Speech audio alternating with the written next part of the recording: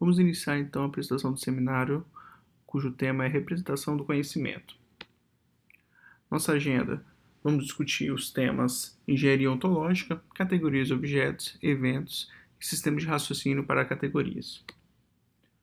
Ontologia é uma palavra de origem latina, cujo significado pode ser entendido como o estudo da existência. Esse termo ele vem desde Aristóteles, e desde então ele tem sido usado na filosofia para designar tanto uma disciplina quanto um sistema de categorias independente de linguagem. E, nesse sentido, também foi desenvolvido uma subparte da disciplina da filosofia conhecida como ontologia formal, onde se discute aspectos referentes à teoria de todo parte, teorias referente à independência, identidade, instanciação, sempre com base em lógica formal para definir todas essas conceituações.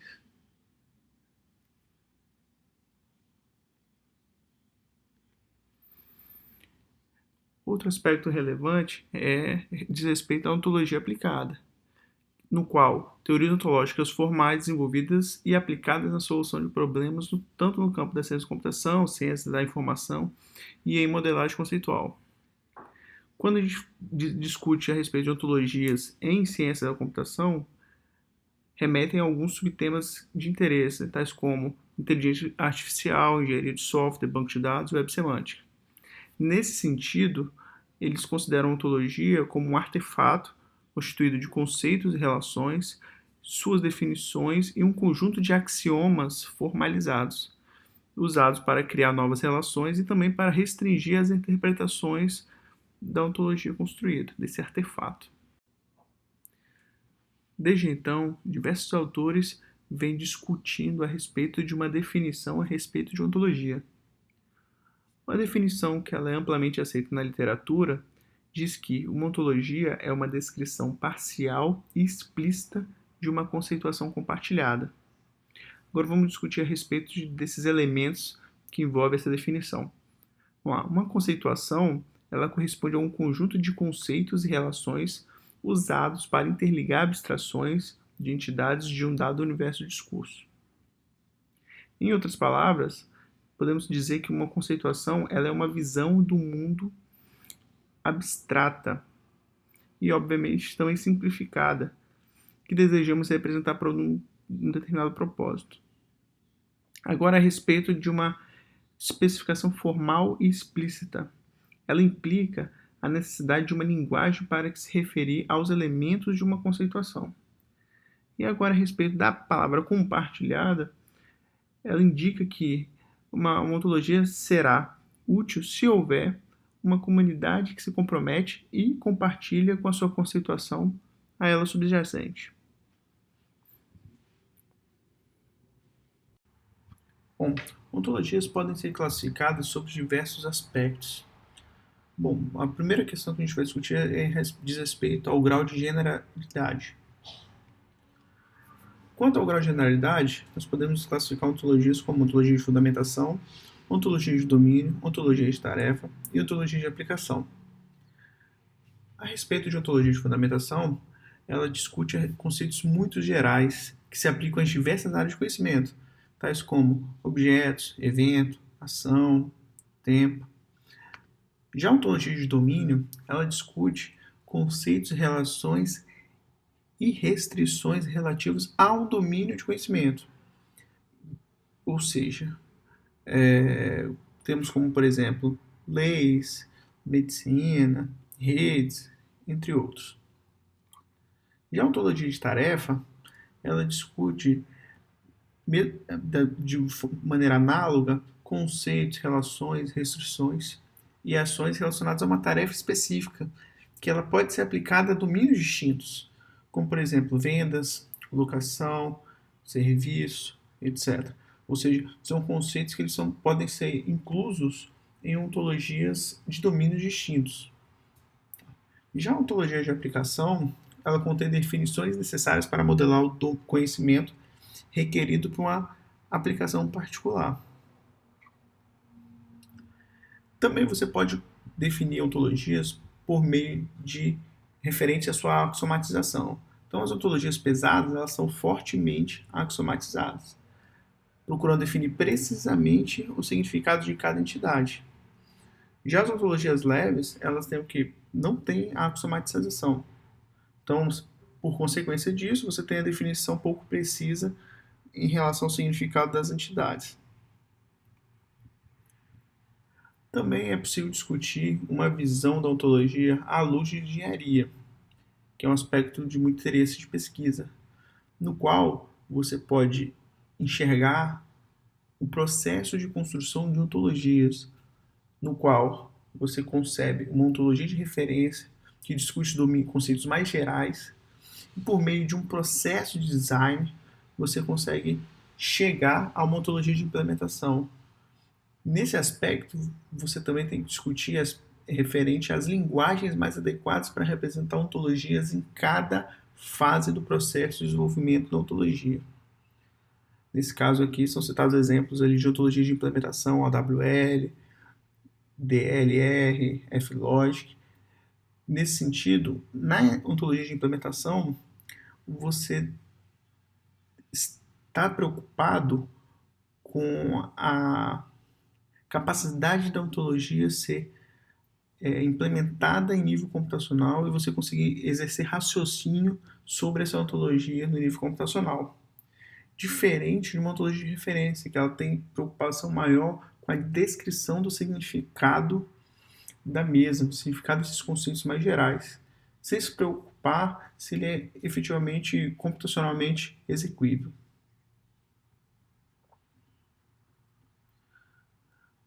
Uma definição referente à engenharia de ontologias é descrita como um conjunto de atividades que dizem respeito ao processo de desenvolvimento de ontologias, o ciclo de vida da ontologia e as metodologias, ferramentas e linguagens para a construção de ontologias. Dentre alguns exemplos que eu posso citar de métodos para engenharia de ontologias, possamos dizer o Neon, o Methodology e o SAP.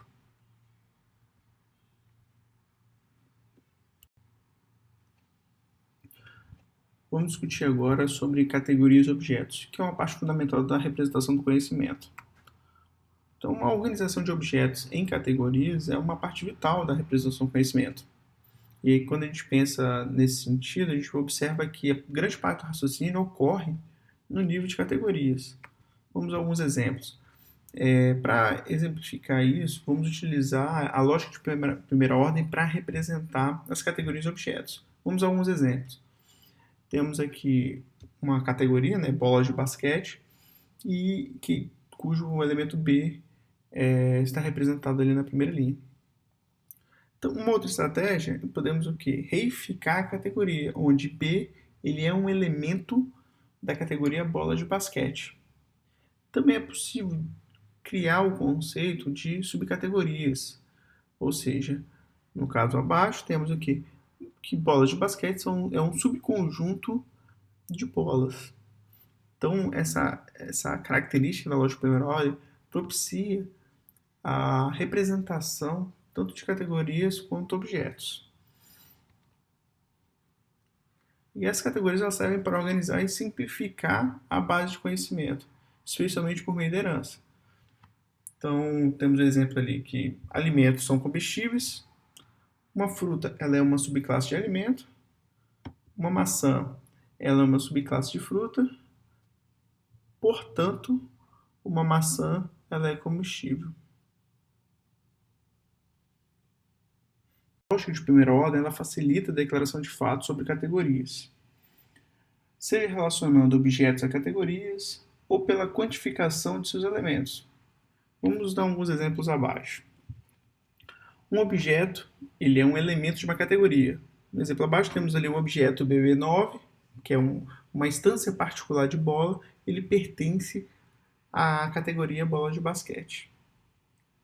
Uma categoria ela é uma subclasse de outra categoria.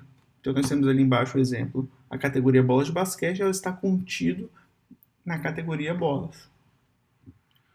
Um outro exemplo, onde temos todos os elementos de uma categoria têm algumas propriedades.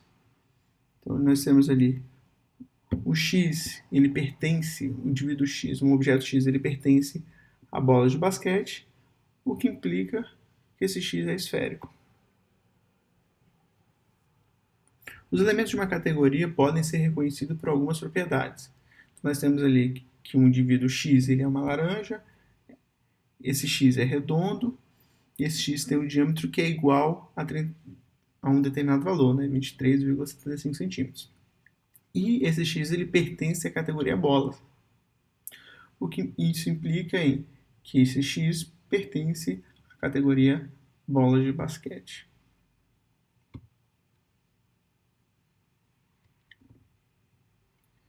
Bom, embora as relações de subclasse sejam as mais importantes para as categorias, é importante ter a possibilidade de enunciar relações entre categorias que não são subclasse uma das outras, diferente do que foi dito anteriormente. Tais características podemos descrever entre disjunção, decomposição e partição.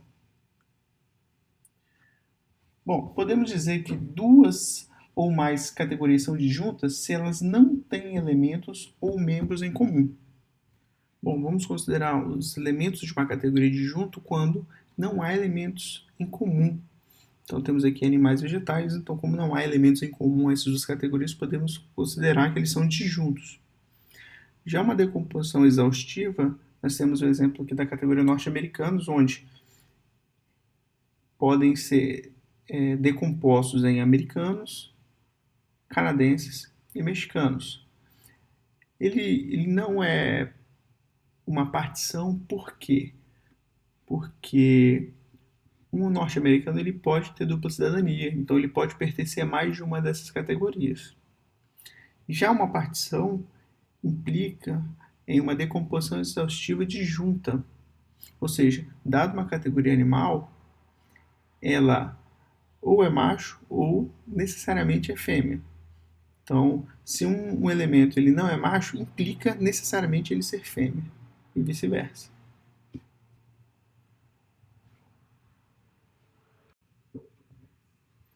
Bom, continuando, a ideia de um objeto ele poder fazer parte de um outro objeto é bastante está muito próxima da nossa realidade. Então podemos dizer que o nariz de uma pessoa faz parte da cabeça de uma pessoa, a Romênia faz parte da Europa, etc. Então essa relação parte de, ela sempre é utilizada para indicar que uma coisa, um determinado objeto faz parte de outro objeto. E assim você pode construir hierarquias de coisas que fazem parte de alguma coisa. Então temos aqui o exemplo ali que Bucareste faz parte da Romênia, e a Romênia ela faz parte da Europa Oriental, a Europa Oriental faz parte da Europa, e a Europa faz parte da outra terra. Então você pode construir hierarquias nesse sentido. E a relação parte dela é transitiva e reflexiva. Ou seja, se x ele é parte de y e esse y é parte de z, implica que esse x ele é parte de z. Então, de acordo com o exemplo anterior, podemos indicar que Bucareste ele faz parte da Terra, conforme essa definição ali de transitividade reflexiva.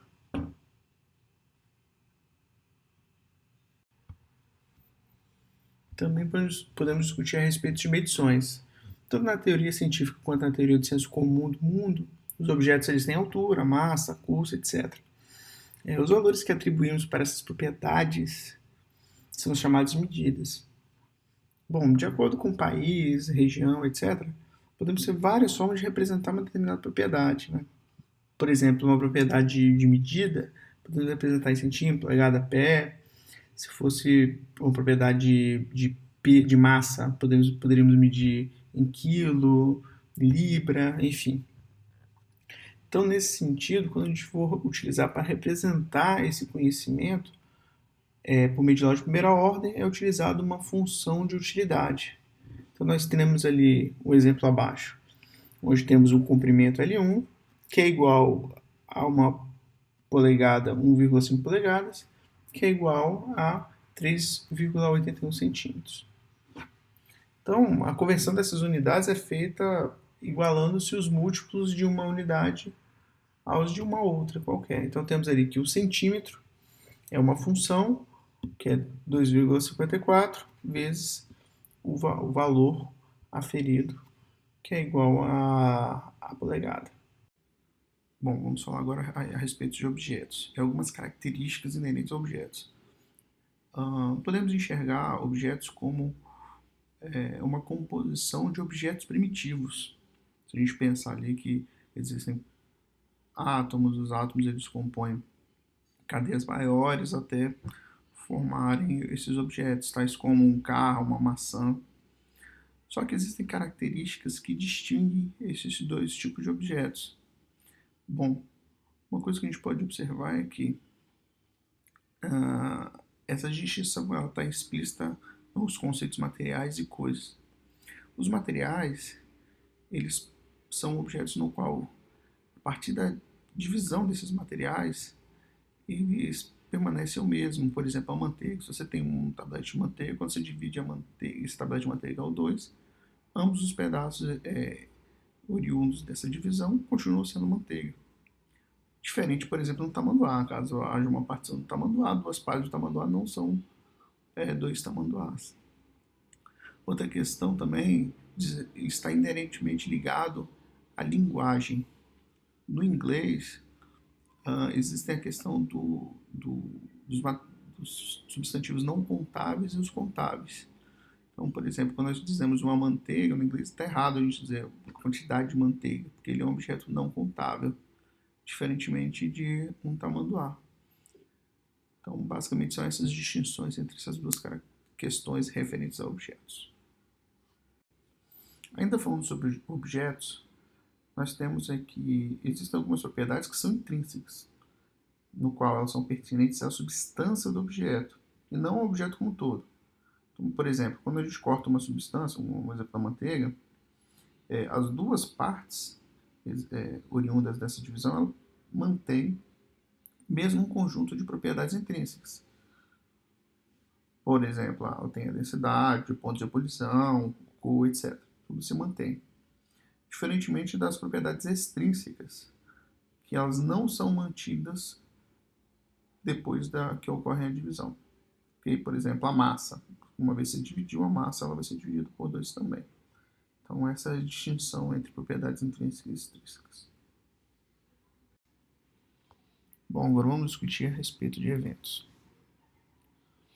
Bom, vamos considerar então o seguinte cenário, né? Uma banheira, ela está em processo, né, de vazio até o processo de estar completamente cheia. No conceito de cálculo de situações, ele foi projetado, o mundo, né, na visão de cálculo de situações, foi projetado para que, no qual ocorram apenas ações discretas, instantâneas e ocorrem cada uma vez apenas. Ou seja, no cálculo de situações, ele pode informar se a banheira está vazia ou cheia, mas ele não pode informar o que ocorre durante essa ação de enchimento de uma banheira. Nesse sentido, para lidar com essas limitações do cálculo de situações, surgiu o cálculo de eventos. Ele reifica fluentes e eventos. Então vamos pegar o exemplo aqui, o fluente, no qual o Erivaldo está na UFES. Bom, isso por si só ele não indica que é verdadeiro. Mas para você afirmar que isso é verdadeiro, você tem que indicar qual ponto do tempo esse fluente é verdadeiro. Então, para isso, a gente utiliza o predicado T. Então, T, conforme está escrito abaixo, T, no intervalo de tempo T, o Erivaldo está na UFES.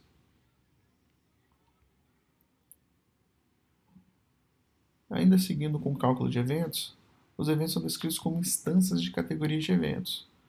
Então, vamos imaginar o exemplo ali do evento E1, onde o Sankar ele voa de São Francisco para Washington, D.C. Então, abaixo a gente representa isso em lógica de primeira ordem. Então, temos ali o evento E1, que ele pertence a voos, e o piloto desse evento E1 é o Sankar, e a origem desse evento é em São Francisco e o destino desse evento é em DC. Bom, o cálculo de eventos ele também possibilita você falar sobre o tempo e intervalo de tempo. Então, nesse sentido, o conjunto de relações de intervalo de tempo completo foi proposto por Allen, e aí a gente vai apresentar no próximo slide. Então, Allen ele discute alguns conceitos referentes a intervalos de tempo, dentre os quais a gente pode destacar, a gente pode definir quando dois eventos eles se encontram, se eles são antes, depois, durante, se eles se sobrepõem, onde inicia, termina, ou onde eles são iguais.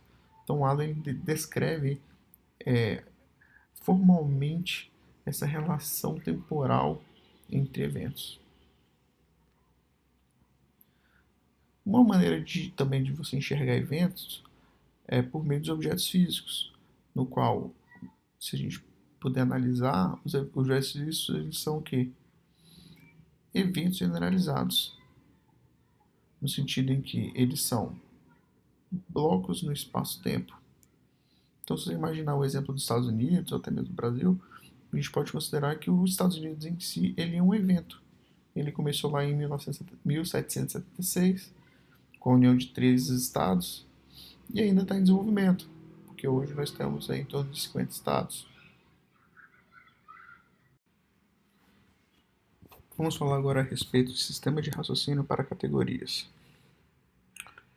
Bom, categorias são os principais blocos de construção para qualquer esquema de representação de conhecimento em grande escala. Bom, a gente pode dividir isso em duas grandes famílias, que estão, obviamente, intimamente relacionadas, as redes semânticas e as lógicas de descrição. Vamos falar um pouco a respeito de redes semânticas. As redes semânticas oferecem recursos gráficos para você visualizar uma base de conhecimento e algoritmos eficientes para você deduzir propriedades de um objeto de acordo com a pertinência de uma categoria. Existem diversas variações, mas todas elas são capazes de definir ou representar esses objetos individuais, categorias de objetos e relações de objetos. Vamos aqui um exemplo. Temos um exemplo de rede semântica aqui, no qual existem alguns elementos, onde temos elipses, existem retângulos duplos, existem círculos, cada um com a sua semântica implícita. Então nós temos ali mamíferos, que são categorias, e existe uma outra categoria que é subconjunto dessa categoria, que são pessoas.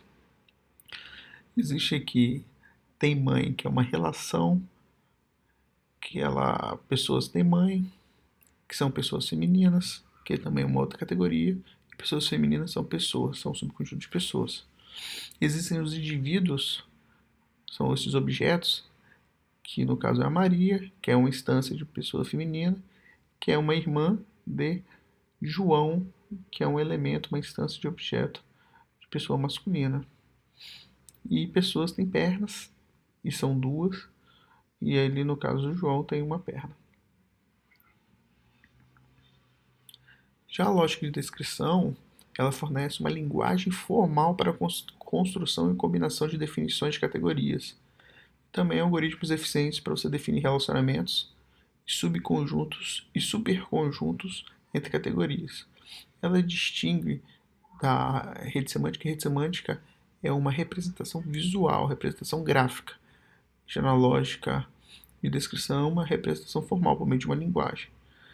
Temos a linguagem Classic, que ela é uma forma de representação de conhecimento. Ali temos o exemplo dela ali acima, em que temos a definição do conceito solteiro, uma categoria solteiro, onde ele não é casado, é adulto e é homem. Aqui abaixo nós temos aqui os construtos que pertencem à linguagem Classic. Ele define ali todos, mesma coisa aqui, de, entre outros. Agora vamos discutir a respeito de ontologias e internet das coisas. Bom, eu venho desenvolvendo uma pesquisa no qual está sendo construído um mapeamento sistemático e atualmente estou na fase de análise dos dados obtidos. O resultado inicial da nossa string de busca foi de 2006 artigos e por meio do processo, do protocolo construído, passando pelos critérios de inclusão e exclusão, nós chegamos a um total de 70 artigos. A partir daí, realizamos a análise desses 70 artigos. Algumas observações preliminares a gente já pode concluir. O primeiro deles é que, a partir de 2007, houve um grande crescimento no interesse de representação de dados, representação de informação na área de redes de sessões sem fio e também na área de internet das coisas. Observe-se que até antes de 2007 a grande preocupação se dava no funcionamento propriamente dito das redes, propostas de protocolos, conservação de energia, etc. E a partir de 2007 começou a ser preocupação na obtenção desses dados, melhor representação desses dados e raciocínio sobre esses dados. Uma outra questão que pode ser observada é que pouco uso de ontologia de fundamentação. Então, na bibliografia, observa-se que ocorrem várias propostas de ontologias e muitas delas elas não recorrem, não se apoiam em ontologia de fundamentação, que, conforme descrito lá no início do slide, ele descreve de forma geral aspectos relacionados a objetos, eventos, ações, etc.